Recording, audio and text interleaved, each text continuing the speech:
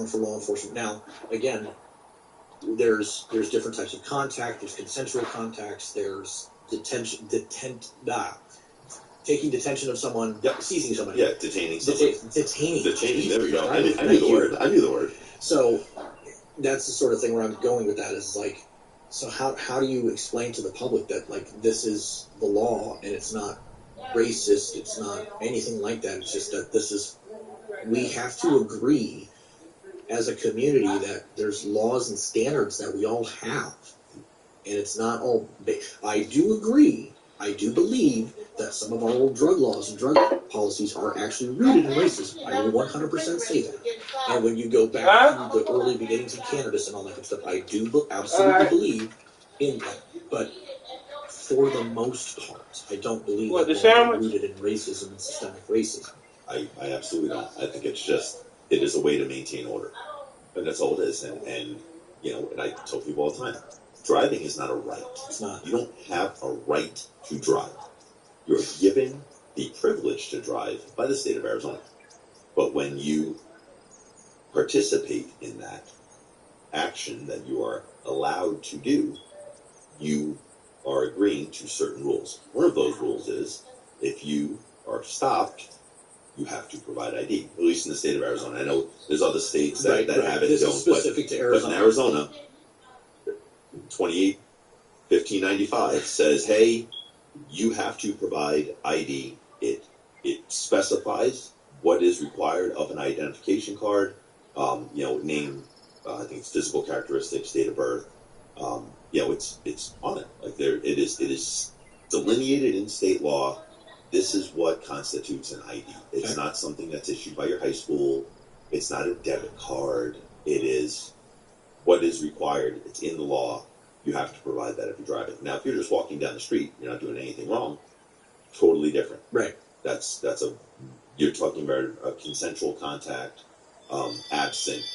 There's just a robbery down the road, and someone's wearing green pants and a tan shirt and a black hat, and you're wearing green pants, tan shirt, and a black hat. Hey, that cop's got a real good reason to find you. Absent that, but driving, you've got to provide some ID, and if you don't want to have to submit to that, don't drive. Agreed. It's a very simple. Don't break laws. Don't drive. It's real simple. Like I don't want to have to mentally my ID. unstable. Okay. Well, then don't drive. But I have to drive. Legally. It's your choice. That's a you problem. Now you commit a traffic violation, and now we're here having this conversation. And again, I tip my hat to the Pinal County Sheriff's Office. We do not allow people to subvert us. Like when I'm on a traffic stop and someone says, hey, I don't want to give you my license, that's not going to go good for that person, because we aggressively enforce laws. And I like having a back and forth with someone. Because part of my job is education. I educate people all the time, and someone might not know that they have to. Hey man, just so you know, you are required by Arizona law to provide the identification. If someone says no to that, so you know the ATM. Oh yeah. Right? Ask, tell, make. Tell, make. Well, that was the ask. Now I'm telling you, you will. If not, when I make you, what happens is I take you into custody and I book you into our jail, and we fingerprint you and we figure out who you are. That's where that happens. That happens in jail. Right.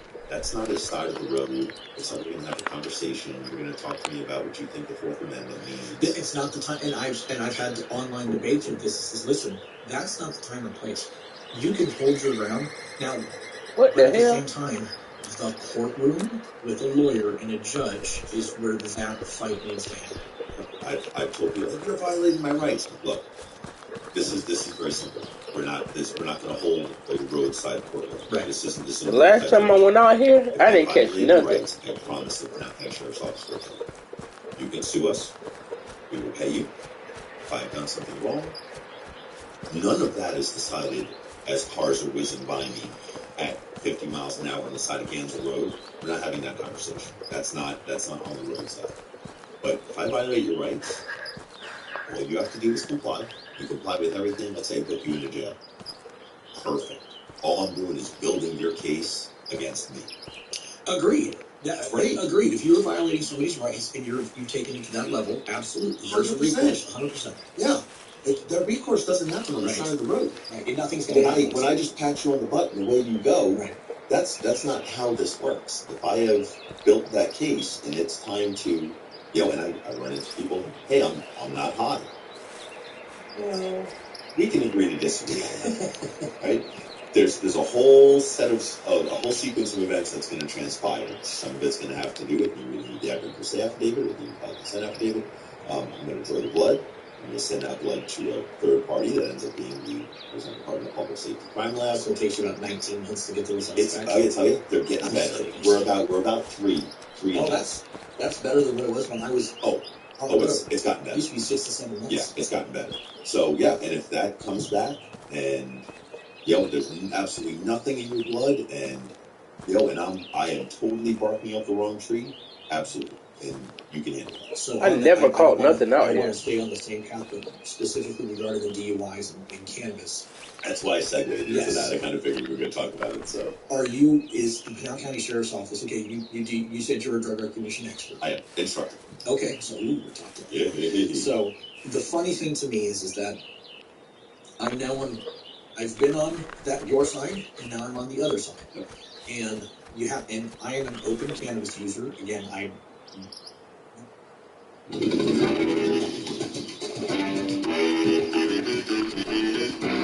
here to run this. For several years, I've had the privilege of announcing new. You're within there. Yeah, you're within 3 feet. It's here. Yeah. So I don't hide that fact, but I also preach about safe and smart and all that good stuff. And so let's say you have somebody who admitted to, and for the audience's sake, you pull somebody over and said they smoked last night, and you run through your field sobriety test, and I'm just doing a total hypothetical. You feel as though they're impaired. The blood test comes back that has the metabolites. Is that case still going through with the Pinal County Sheriff's Office? Well, it's not the Pinal County Sheriff's Office, it's the Pinal County Attorney's. Right, that's exactly. So, Prop 207 changed a lot of things. Right. It's good and bad for, I say both our sides, because it's convenient for the topic of conversation. Right. But it requires that, so before Prop 207 came into effect. And in Arizona, for clarification, Prop 207 is the adult recreational use. Yes, I think it's safe and smart. Yes. So when Prop 207, before that, when marijuana was illegal, if it was in your blood, that met the threshold for the Arizona DUI drug law, which is under Title 28, 1381A3, which is what we just call DUI drugs, which just simply says if there is a active drug, so not a metabolite at that time, if there was an active drug in your body, that's it. It had nothing to do with impairment. Okay. So so meth still falls under that. Okay. Like there's no medical opposed to what other people said, there is no medical meth. There's no medical meth. No medical meth. Let's set that up right now. Just throw that out there. So there is medical fentanyl. There is, absolutely. I mean, it started out as a long-term pain management drug that has now been corrupted by illicit drug use. But there's no medical meth. So if you have meth in your body, that's it. You're guilty of DUI drugs. Gotcha. That's it. It's very simple. It's a very linear line. It's there, that's it. That line is not as linear with marijuana. Because under Prop 207, it requires that the state show not only that it was there, but that it was impairing the subject. And that impairment is the big thing that changed. I agree with that. I agree with that. I stop people all the time that I'm like, hey man, I smell some weed in this car.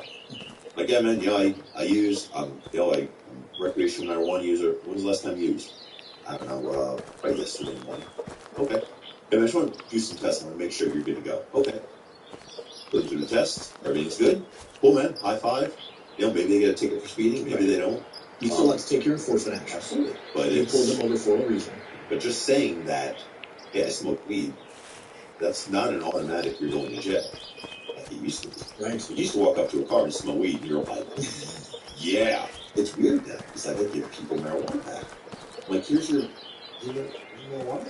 Have a great day. I mean, it's weird because it has changed in my career. Right, yeah. And from like, cool, man, marijuana marijuana arrest, easy felony, they're going to plea it down, you know, you're going to stop smoking, just smoke a little bit, good. Right. And now it's like, here's your $2 dispensary, man.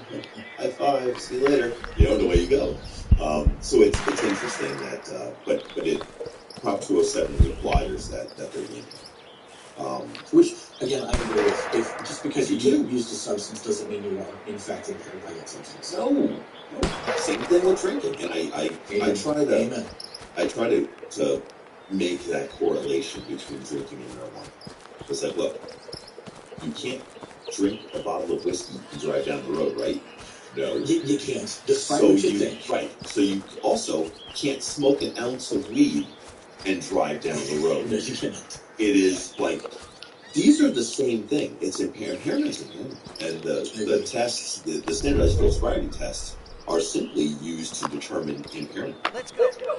What the cause of the impairment is, that's a toxicological issue. That's down the road. We do those tests and say impaired or not. Right. Whether you're impaired by alcohol, by fentanyl, by whippets, by cannabis, by meth, by coke, by too much Xanax, right. You know, if you're prescribed it, you can be impaired by everything. In colds, cough, oh yeah, absolutely. Benadryl. Yeah, dextromethorphan, DXM, and of course even cough and cold, and Definitely Oh, but it's, you know, there's all this stuff that can impair you. But again, if you are prescribed Xanax because you have anxiety, and you are prescribed a quarter bar, and you take a quarter bar in the morning and a quarter bar at night, and you are taking it absolutely as prescribed, you're not going to have any sort of HGN. You're not going to be impaired. All it's going to do is HGN is the horizontal gaze nystagmus. Yes. The involuntary twitching of the eyes. I love it. Yes. It's been a few years. And you got it. But you know, it's not going to induce a level of impairment if taken as prescribed, right. And your dose is within your therapeutic dose. Now, if you are under the, you have the idea that 1 is good and 2 is better. Right. That's not a good thing. Now we start running into some problems. I'm just making sure cameras are still good. Nope. So, but that's, you know, and I feel like marijuana is very much the same way. This is an interesting thing for me personally, because I absolutely positively have smoked and then been like, I'm not impaired. And I mean that, because, and I'm not saying that now, I get my what duration? What duration have? So that's a great question. So if my back pain is killing me, and it's 3:30, 4 o'clock in the afternoon, and I'm home for the rest of the day, about 4:30, 5 minutes, and I got home from picking my kid, it just like a Percocet or whatever, when you have that back pain, it takes that edge off.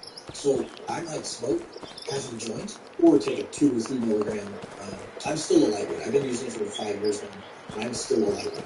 So I might smoke half a joint. I'm actually not impaired in any way, shape, or form, but my back pain has been, you know, it's dull a little bit. So the drug is still psychoactive in your body. Correct. So just because you feel high. Right. This is exactly where I'm going. And that's so. And I run into people all the time that are like, I'm not high, and their blood comes back, and they're at 10 nanograms. Now on that note, though, this is a question: is that for the people who are medicinal users, I use every day. I consume either gummies or smoke at night or whatever the case is. I consume every single day. I'm always going to have a stream of THC in my system, but. Again, like I haven't smoked since last night, so there's probably still some active in my system, but I'm not, like, would you think that I'm impaired? We've been sitting here talking for over an hour. I'm not impaired in any way. You smoked last night, and you're talking, let's see what time it is. It's probably close to noon. Yeah, it's noon. So let's say you smoked last night, you're in 18 hours after. 18 hours? Probably. Yeah. Now at 6 o'clock this morning. Maybe. Because you're, you know, I mean, marijuana is so interesting. I love having this conversation with you. The elimination of marijuana in your body isn't as predictable as it is without. Agreed. Alcohol is quick uptake, a very predictable 0.015 to 1.8% per hour. That's what your body's going to metabolize. It's predictable. It's been like that since the beginning of time. It just is what it is. The science is the science when it comes to alcohol. And that's what it is. Yes. And the numbers are there. Great. Marijuana isn't like that. I mean, it goes straight up where your nanograms per milliliter in your blood is like super high, like into the triple digits, the 200, 300 range. And it comes down very quickly and then kind of tapers off. So within that like 45 minutes to an hour, I'm real high, real high. And then as it starts coming down, that's where the variable comes in. Right. And it's how fast does that trickle down? And because there's habitual users and there's occasional users, and like my body wouldn't know what to do with it. I've never smoked marijuana. I don't smoke anything. I've never smoked a cigarette. I just don't inhale stuff. Like I don't hookah. I've never smoked a cigar. I've never smoked a pipe. I've never smoked a cigarette. You're pure. Pure as the driven snow. That's it. I just don't smoke stuff. But my body would have no idea what to do with marijuana. So that marijuana would be in my body for a long time. Here's a question for you. All right, have you been taught, or is there any training you give in law enforcement on the endocannabinoid system? Have you ever even heard of that? Well, as a DOE, I've heard. Okay, so that's good to know, though. Yeah, but no, I don't think, outside of hyper advanced classes like being a DOE and going to stuff like, have you heard of Borkenstein? That one's new to me now. So Borkenstein's it's the Robert F. Borkenstein course at Indiana University. It's a master's level course.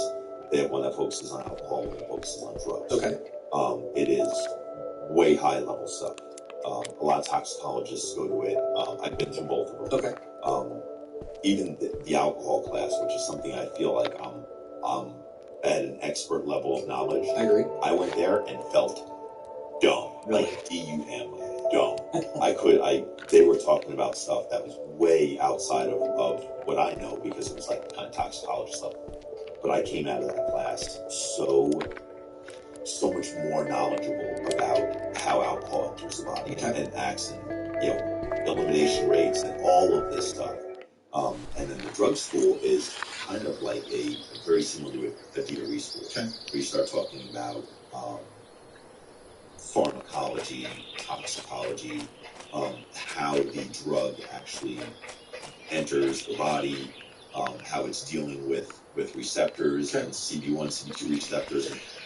You have just made so many people happy. The fact that you know what that is. Because I have a lot of conversations with law enforcement who have absolutely no clue that there's an endocannabinoid system. So I'm very impressed and very happy with this, at least being taught to somebody. Absolutely, but that's a product of being a drug recognition expert, of being I became a DOE in 06 I became a DOE. So I've been in the game for a little while. I was an instructor in 07.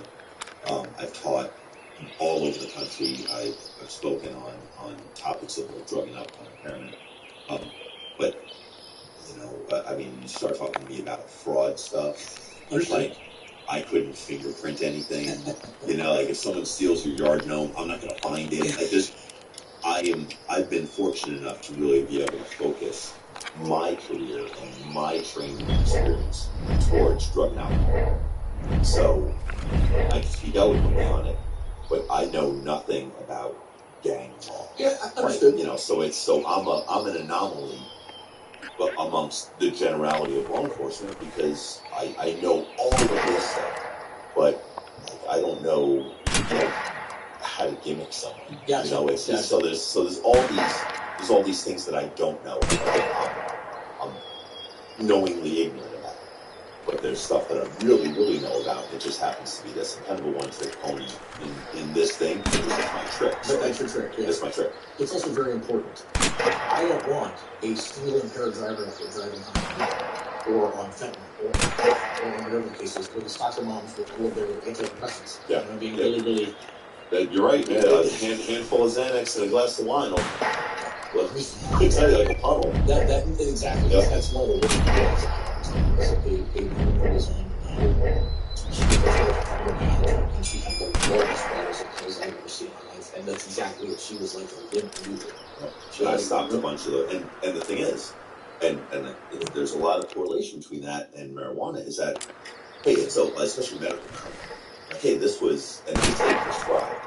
Yeah, Medical marijuana it's is not prescribed. You can go to Walgreens and pick up your right. weed, but it's it's recommended. But people that are recommended from a doctor, hey, THC can help you, and people that have a legitimate medical issue. That's great. Don't have the right to get behind the wheel and endanger everyone on the road because you're in pain. I understand that there's a lot that goes into that. Like you can really unfold that topic in, hey, I can't be a prisoner of my own health because I'm in pain. This isn't my fault. But I understand, and I it's a terrible position for someone to be in, to have debilitating pain. Agreed. And have medication that has severe impairment potential. I mean, you're talking some of those big-time painkillers. Oh my God! They'll put you on your back. Yes.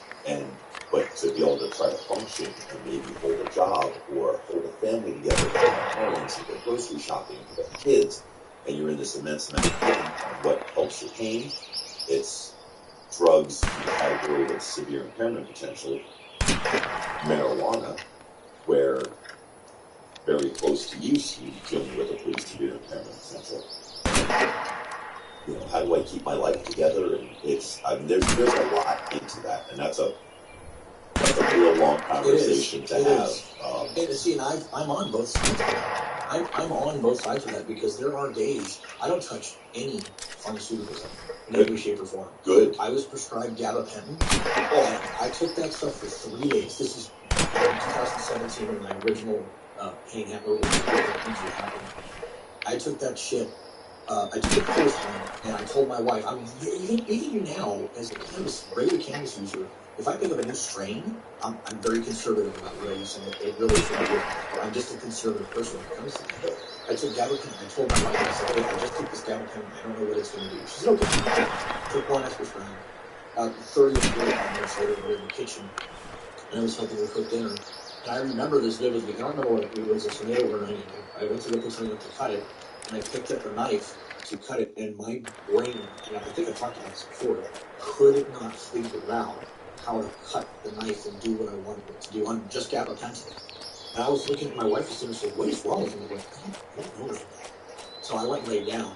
So I took it the next day. I was like, maybe that was just the first time effect. And it's the same thing. I took it the next day, and I stopped immediately.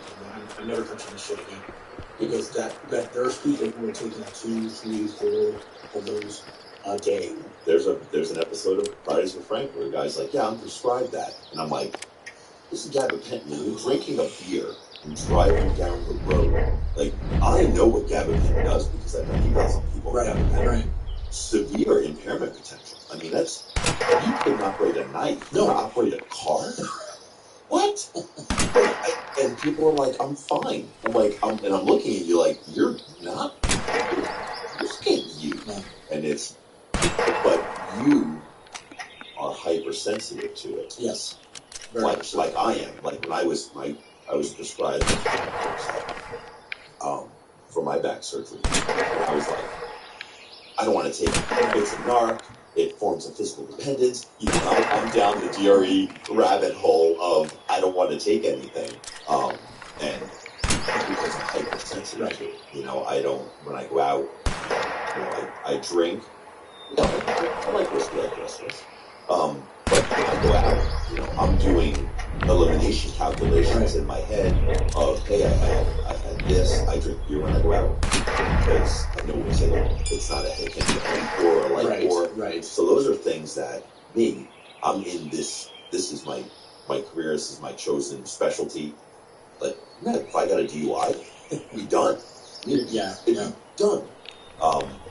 So I am hypersensitive like you are. I'm like, hey man, we had a beer, okay, in 025, elimination rate. Okay, so I'm getting done That's with water. getting about 2/3 of that beer per hour. But So that's just responsible. Like, you don't have to necessarily know the elimination rates or what it does like that. I'm a nerd. But just to be a responsible human being, it's like, you know what? I'm not going to pound 10 beers all at once. I have one, I'm going to cool off, have a drink. And that's the way I actually approach cannabis use as well. I don't sit there and smoke. And again, if people want to get as stoned as they want to in their house, have them. I freak out. I 100%. Stay inside, Man, party till your pants fall off. Yep, you want to bake yourself a pizza, bake yourself, sit on the couch, watch Dazed and Confused, like, do it. It's great, it's perfect. That is typical just now. But yeah, see what I did there? But you know, that's your right. Yes. That is your right in this state. I 100%. I don't want to trample on anyone's rights. I say this to people all the time. Look, it's not my job to trample. I don't trample on rights. But there's also, you can't bake yourself into oblivion and then say, I want to go out and get a pizza. Right. This is the very, very difficult part for me because I have been on both sides. And I've read the statistics out of Colorado. In the very beginning, when adult use was legalized and all that, the DUI shot up and the traffic collisions also shot up. But on the other side of that, the data has shown that all of that stuff has decreased significantly. Alcohol use has dropped and all that. And I do know people who say you can't be impaired. I know a lawyer who says this too, who I respect the hell out of this guy, but I just fundamentally disagree with him on this because, one, I've arrested people, and two, I smoke weed. So I see both sides. I'm like, well, look, man, I'm telling you right now, there are times where I can say, I'm very impaired and I should not get in my car right now. And then there's times where, like I said, where I can smoke half a joint, my back pain is killing me, it takes away the pain, and I'm like, I'm not impaired right now. And I said this to Matt, I'm going to throw it out there again. I would love to do a wet workshop, a smoke workshop. They call it a green lab. Okay. Yep. I'd love to do a green lab with Pinal County. Oh, we're going to do it. And it's coming. It's coming to Pinal County. We're going to do it.